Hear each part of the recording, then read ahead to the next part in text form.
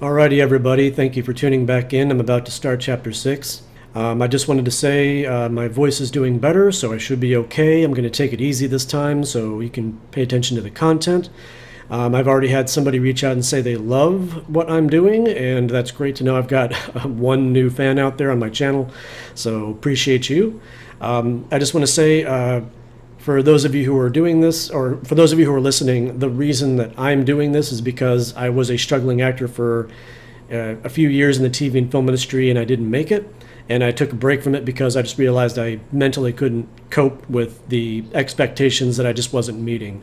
And reading this book, it was partly out of fascination with Kenneth Anger and obviously his exaggerated and magical, dark storytelling. But part of the reason that I'm doing this book is because, and I know I'm making a lot of mouth sounds, so forgive me. I'm only human.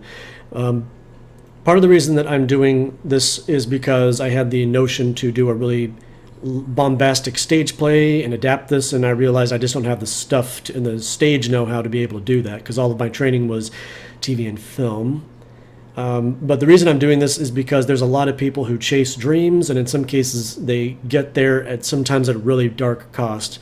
If you've listened to the previous 5 chapters, you know that some people, their inhibitions and their darker side run wild when they start getting money and success and fame. And in some ways, I'm grateful that that didn't happen to me. And I want to do this kind of homage. I want to pay homage to the people that really were either lucky or they worked very hard to get to that point, and they are, quote unquote, a star whose name is engraved, at a minimum in front of Grauman's Chinese Theater or the AFI Hall of Fame or Congress, the Library of Congress. It doesn't really matter where they're entombed, but I just wanted to say, part of me is doing this to sort of appreciate, understand, and sort of help mentally keep my ego in check about the fact that, I didn't become the next Tom Cruise or the next Meryl Streep or whatever, the next Jim Carrey. And in many ways, there's a blessing to that because of, these kinds of stories. Case in point, I just watched a movie called Abigail, and I saw that there was an actor in there named Angus Cloud, and this guy just passed away, and he was only 25 years old. And, I don't know what kind of a person he was, but they definitely said, rest in peace at the end of the movie. And they even had his signature, which was like a big cloud around it. And he definitely was just like, to pass away when you were that young and you clearly are entertaining in whatever it is that you're able to do, it's just sad and tragic. And I've dealt with that in my own life when I was younger. So I guess what I'm trying to say is for Angus Cloud and for all the people that I'm reading these stories about, whether you are incredible people or horrible people, at the end of the day, in some way, shape, or form, you did touch people's lives. And I do want to give a fond farewell to all of you and say thank you for your performances and thank you for your dedication. And if you were tormented and horrible people, you're now hopefully at rest. That's all I can say at this point. Anyway, thank you for listening. So now I'm going to just go ahead and open this book up here, and we'll begin. Chapter 6, Good Time Wally. When the Doom book was shown to Adolph Zucker, the head of Paramount Pictures had cause for alarm. Leading the blacklist was the name of his top box office draw, Wallace Reed. Zucker, whose studio had already sustained a staggering loss when public outcry forced withdrawal of all Arbuckle and Mary Miles Minter pictures, bitterly protested the proposed banning of his popular star.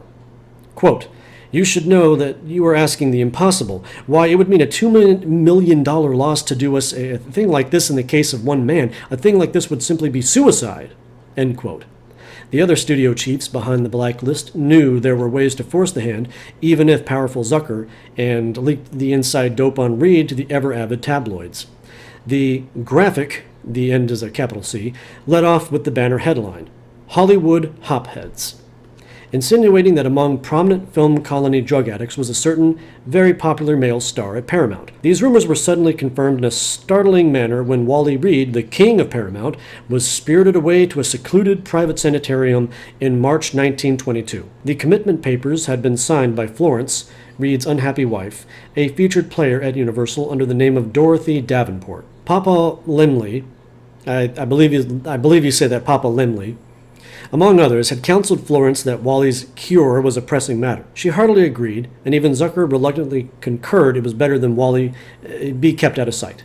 Paramount issued some euphemisms about Reed's overwork, but soon Mrs. Wallace Reed herself informed the press that her husband was undergoing a cure for morphine addiction. The sensational news that Wally Reed was a drug addict stunned the American public. Wally was not just a popular movie star, he was the vital exponent of young American manhood. Blue-eyed, chestnut-haired Wally was a cheerful, strapping 6'3" giant, possessed of great charm and acting ability, as well as youth and good looks.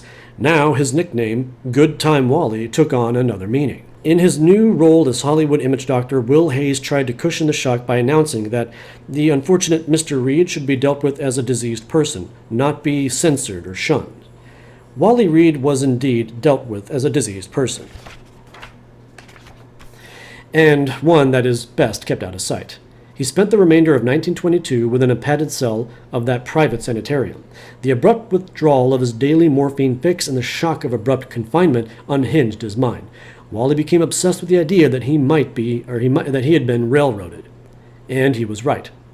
Paramount Pictures had pushed him through a non-stop production schedule of Wallace Reed racing features. The Roaring Road, What's Your Hurry, Double Speed, that had little to recommend them but the personality of the star behind the wheel.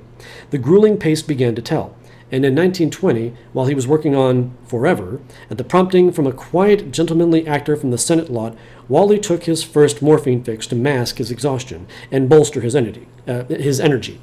By the time the film was in the can, Wally was hooked. Toward the end, working on Clarence, they actually propped Wally before the camera in order to finish the picture. Wally died in his padded cell on January 18, 1923, age 30. A rumor swept the movie colony that he had been put to sleep. At the time of Wally's death, his wife, Florence, hastened to call a press conference. She announced her intention to avenge her husband's death. She had turned over to the police the names of Wally's friends who had, according to her, drawn him into a life of drink, dope, and debauchery. They called themselves the Hollywood Hellraisers, but she preferred to qualify them as bohemians. Quote, gradually, he got to drinking with his bohemian friends, and soon this wasn't a home. It was a roadhouse. Wally's friends could come in here by the scores, at any odd hour of the day or night. They came, they stayed, they drank. It was one wild party after another, each one worse than the last. Nobody could do anything with Wally. And then, morphine. End quote. Florence also took the opportunity to announce that her next picture would be Human Wreckage, an expose of dope traffic. She was doing this film to warn the nation's youth, as well as in memory of Wally. She did not mention she had covert assistance from Will Hayes for this antiseptic film. She concluded her interview with a final comment on her dead husband. Wally was cured, but terribly debilitated physically. Only a return to the drug under control could have saved him. He refused. On her subsequent cross-country lecture tour to warn of the dangers of drug addiction and launch Human Wreckage, her opportunistic billing was always Mrs. Wallace Reed. Mary Pickford provided Wally with a professional epitaph. His death is a very great tragedy. I know he would have lived down every mistake he made. And that is the end of Chapter 6.